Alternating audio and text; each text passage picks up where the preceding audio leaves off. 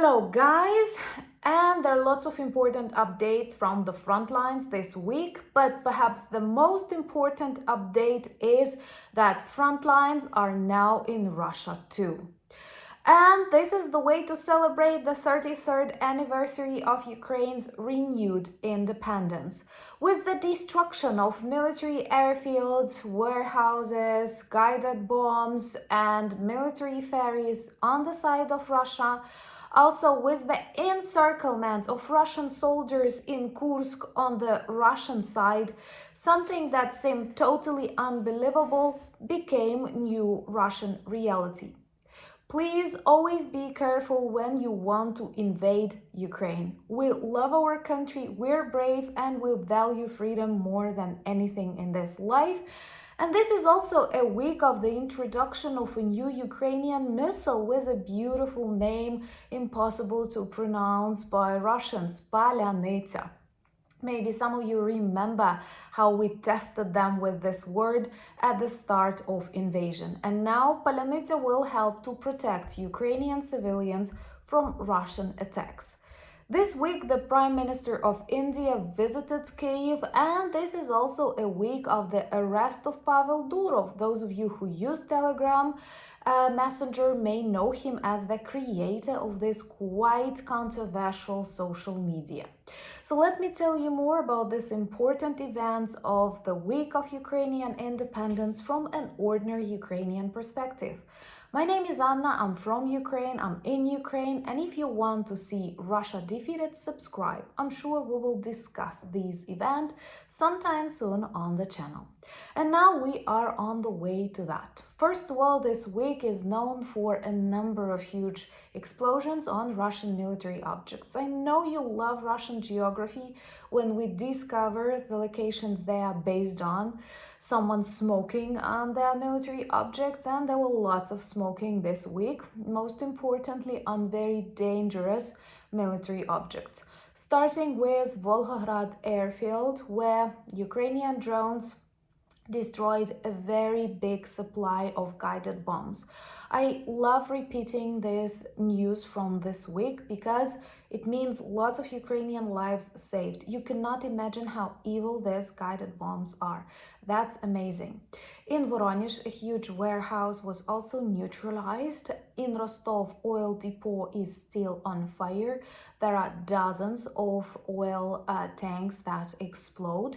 And these are oil products that are close to the front lines, and they are used to supply Russian army. Unfortunately, during the war, ecology suffers greatly and Russians consume lots of oil, lots of fuel, and I don't want to even think how much devastation they have brought to our nature. And the only way to stop that is actually to defeat Russia. No other way. Honestly, there were memes about the visit of the Indian Prime Minister Modi to Ukraine when he asks Zelensky to stop burning his oil. Unfortunately, there are many big countries and big leaders who continue buying oil and other products from Russia, and India is among these countries. It's really good that Prime Minister Modi wants to negotiate and demonstrates respect to both countries. Well, it's impossible to do that for Russia, but still, but he also visits Kyiv, which is very different from the Chinese leaders' behavior. They only travel to Moscow and never visit Kyiv. A mistake, a huge mistake. I'm sure the history will show that too. So with the destruction of these military objects, we've made some parts of Ukraine safer, but there are still lots and lots of things to do. And we need long-range missiles for that. We do have them, but our allies do not allow Ukrainians to use them deep inside the Russian territory. And you know that Ukrainians never give up. We are quite creative, and the best solution we have come up with is a new Ukrainian drone missile, Palyanytsya.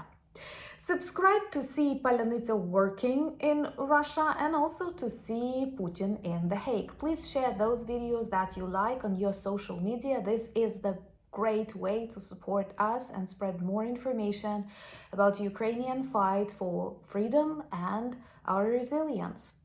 So let me know in the comments below, would you like a separate video about Palyanytsya drone missile? We don't know a lot of things, but there are some details already in Ukrainian media that describe that technology, how it was developed and how we plan to use it. Let me know, would you like a video on that?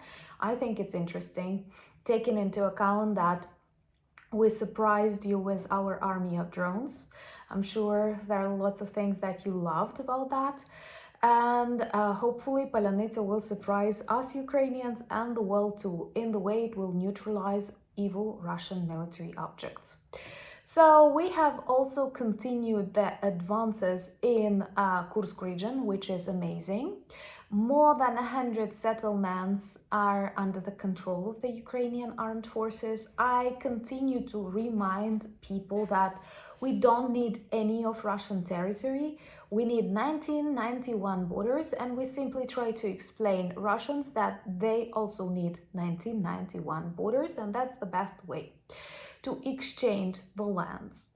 Also, lots of Russian soldiers give up and surrender, and we have a lot of prisoners of war on the Russian side. But Ukrainian soldiers decided to be more creative, and this week we destroyed two and a half, if it's possible to say, because one was a little bit different than a bridge, but a ponton bridge across river Seine, encircling Russian soldiers. And at this moment, when we celebrate the Day of Independence of Ukraine, they are encircled. And according to the preliminary estimate, there may be 2,000–3,000 of Russian soldiers that are now under Ukrainian control.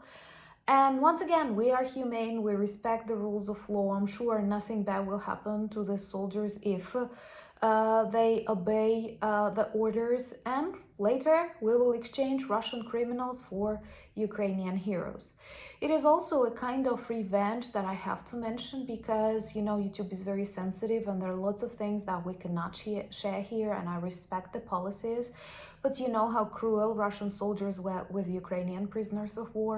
We will never answer with a similar violence, because we need to remain normal people. We still have future and plans, and we don't want to become orcs, but it's important to capture these people that are capable of such violence, and then make them prisoners, exchange them, and punish them for their evil deeds. And that is one of the ways to encircle them on the Russian territory. Guys, did you imagine something similar was possible at the start of the invasion, when millions persuaded that Ukraine will fall, and even those people who support us, who like us, hoped that will be like the best option for Ukraine is the Ukrainian government in exile, Zelensky leaving the country, and now we see Ukrainian drones flying to Moscow. I have this beautiful t-shirt which is a present of Myrno in UA, and it says burning Kremlin party. I like it even more than Kerch Bridge on fire. But this week Ukrainian drones actually visited Moscow and sent message to the master of Kremlin that you don't have air defense working if Ukrainian drones can travel that far. And of course, I think that more and more of the Russian population realize that not everything goes according to the plan. Or yes, everything goes according to the plan, but the plan of President Zelensky and General Syrsky. And I have read an interesting thought that one of the conditions when Putin can take negotiations seriously is actually when Ukrainian missiles will be able to reach Moscow and St. Petersburg. Maybe that's why we have developed Palyanytsya. Well, we will see, hopefully. And also a brief update for those who use Telegram. I know sometimes we have scammers on the channel. I hate that. They invite you to Telegram or WhatsApp to chat. I never do that. A beautiful and important reminder. Also, I use Telegram as a citizen, like I get some information from there. We have air raid alerts there. but I never invite you there as a vlogger, and I don't have my channel because I consider Telegram a bad place, a swamp. Subscribe if you like YouTube. I do. I love YouTube, but also you can find me on Instagram, X, Threads, and Discord. The links are in the description of this video.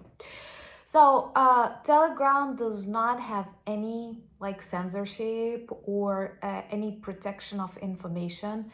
And I know censorship is bad, but once again, when you share dangerous things, violence, pornography, when you have access to personal information of all the users, that's bad and that's dangerous. And Durov, the author of that Telegram channel, is a very complex personality. He was the author of the first Russian social media, Vkontakte. Later, he developed Telegram. By the way, let me know, would you like a separate video about that? Because I don't know, it's a big thing here in Ukraine, but I'm not sure you're interested in that. Anyway, I don't think he's alone. He's the author, the one-person author. He's definitely backed by FSB agents and Russian oligarchs. That's proven. And perhaps there is a lot of information that he was sharing with the Kremlin. And to have big servers or anything in Russia, you have to have a permission of FSB. That's why we are always advised not to give any specific information to Telegram. And honestly, think about even those evil scammers that want to seduce you in some dangerous things, they do not invite you on Facebook, they do not invite you on something, they invite you into Telegram. Well, because this is a very gray zone. He's now arrested in France because he came there on his own private jet. Knowing that he can be arrested in France, he decided to come there. I don't know why. Maybe that's traditional Russian arrogance, or maybe he wanted to give up or else. But what is more interesting, his jet traveled from Azerbaijan to France. And he was in Azerbaijan when Putin was in Azerbaijan.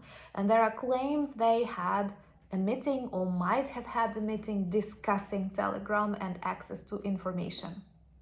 And honestly, many Ukrainian intellectuals say that the real defeat of Russia is only possible when they will have troubles with their propaganda or fake information, disinformation channels. And that might be a sign. It is extremely interesting what French police will question him, and there is still a question that I don't know answer to, why he decided to travel to France knowing that he will be arrested. If you follow this, let me know in the comments below, what do you think about that? So, funny thing, Lukashenko congratulated Ukraine with the Day of Independence. This crazy man is not knowing what to do. Perhaps he senses that Putin is getting weaker. He may lose the support of his criminal gang in Kremlin, and he will pretend he's a democratic leader. Oh no, we know Belarus was silently annexed. Now it is used as a platform to attack Ukraine, and Belarus people want to be liberated. Just remember 2022 and their protests against fake elections. I have more hope for the Belarus people than for Russian, but still, it is so important to spread democracy. Guys, these are not just words. I know the majority of you live in old democracies where you take it for granted.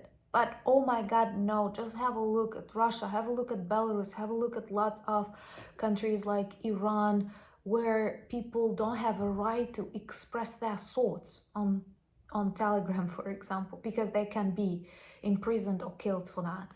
That's why democracy is worth protecting. Trust me, I'm Ukrainian. Remember, we still have our sale to celebrate Ukrainian independence, and the link to merch shop is in the description of this video, minus 15%, and lots of our t-shirts work well as reminders and conversation starters about Ukraine. Also, we have an active NEFO campaign to support Ukrainian skylords with drones, much needed, and we all love watching them work and learning more about Russian geography. based on the visits that Ukrainian drones have paid there. Also join me on social media, X, Instagram, Threads, Discord, and share the videos that you like. It's extremely important and helps more people remember and know what is happening in my part of the world, and that's important.